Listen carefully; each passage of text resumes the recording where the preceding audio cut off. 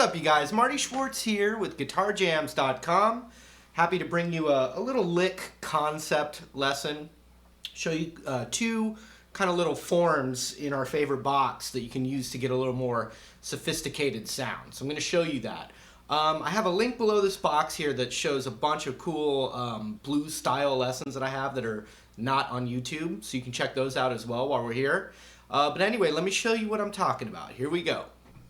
So it's just grooving on a B7 chord here, just like the blues. You know, gives us a good kind of, gives us a good bed, you know, to play some bluesy melodies over. So what I'm using is I'm kind of using, you can think of it as just your blues box, you know, right here, the root right there, you know, that kind of thing. But then we can get some sophisticated sounds. The first little piece I'm going to show you is a little, it's kind of like a little lick, but you can use it and hopefully get it into your own playing. And basically, it's got a couple notes that are not in the, you know, minor pentatonic. So we're playing over a B7, so we want to emphasize this major third note here that's not typically in the minor pentatonic scale. But for that one chord in the blues, it's really nice to get that note in there. It's like my favorite note. So we're going to go like this. We're going to start, this note's not in the minor pentatonic either. It's kind of more either from B Mixolydian or the B major pentatonic. Both have that note. It's called the major 6. But anyway, here's the device. We're going to go from this note up a half step, which it is that. But we're going to start right there. So we got, and you know, that's the 9th and 10th fret on the B string. Then we go up to the root.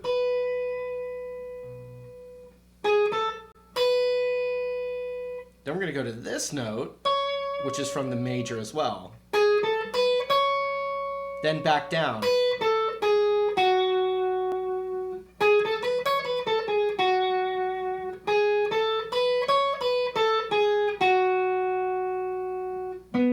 Then we're going to go to the root. So we're skipping the G string and getting our ring finger on the root.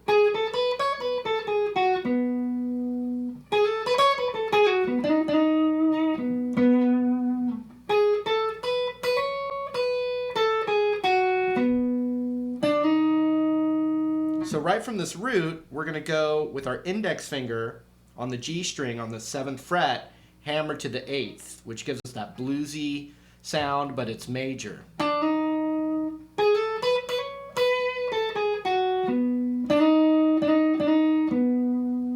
So that's the first little piece in there, and instead of me showing it as an exact lick, I think just knowing the notes, you can kind of experiment a bit. Let's see.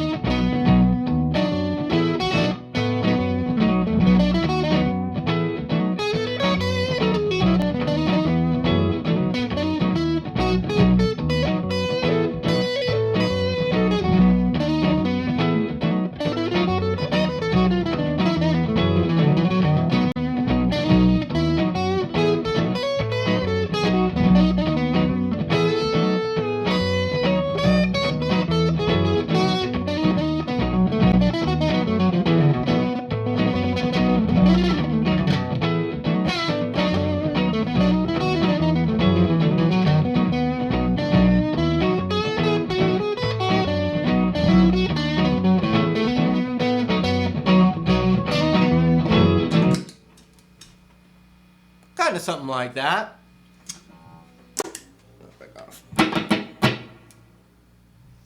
So that's the first little piece, and it's going to work really well over that one chord. The cool thing is when you go to the 4 chord of the blues, your straight minor pentatonic and blues scale is always going to you know, be the bet. You know, it sounds really nice when you contrast this little sweetness.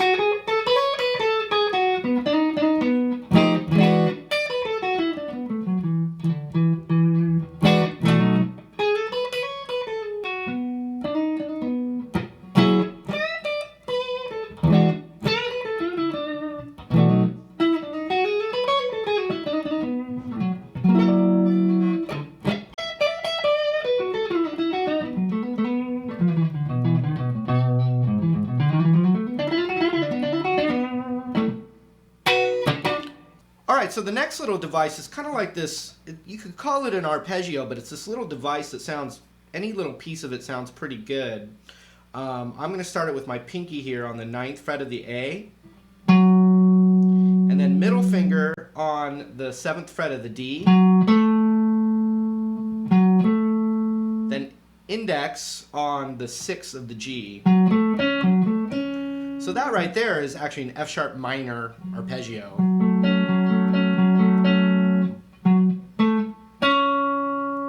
Then we're going to go pinky all the way up to the 9th fret of the G. So then what we have, if we were thinking, arpeggio-wise, these 3 notes of the sequence is an A major arpeggio. So we're kind of combining the two.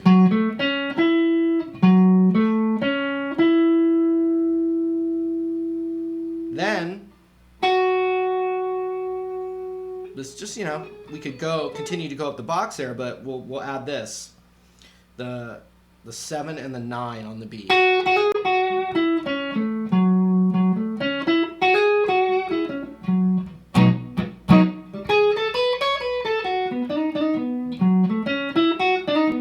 See that? So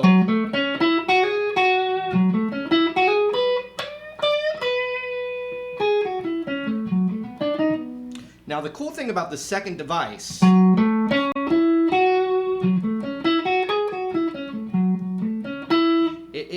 it's a bit of tension that resolves on a tone that comes from the 1 chord. So you got so it's a nice way to build tension and then release the tension by hammering on that major 3rd, or just you'll feel it. The more you play it, you'll feel how to kind of resolve, what notes to go to resolve that tension.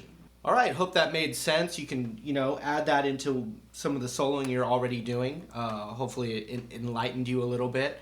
It was a little piece I figured out the other day.